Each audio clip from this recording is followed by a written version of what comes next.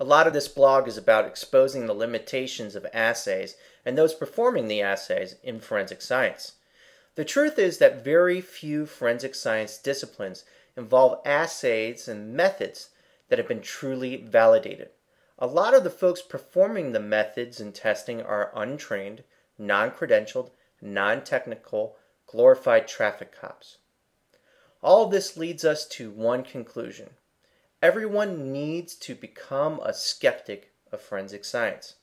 Skepticism is not only warranted but demanded in a courtroom. Verification of validation is demanded.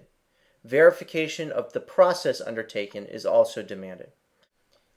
A great illustration comes from an experiment that was conducted in the 1970s. It was called the Dr. Fox effect.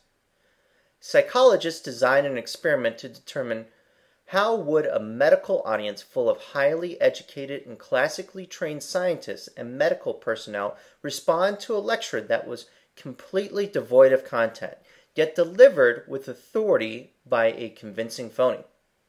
The presenter was an actor who was provided with a fake lecture composed largely of impressively sounding gibberish. He delivered the lecture wearing a white lab coat into 3 different medical audiences under the title, quote, Mathematical Game Theory as Applied to Physician Education. The presenter with the gibberish for a lecture was, quote, programmed to teach charismatically and non-substantively on the topic about which he knew truly nothing, end quote. The topics covered were full of meaningless cliches and even downright contradictions. The findings were that even these highly educated and classically trained audiences believed that the gibberish was authoritative and it was substantive.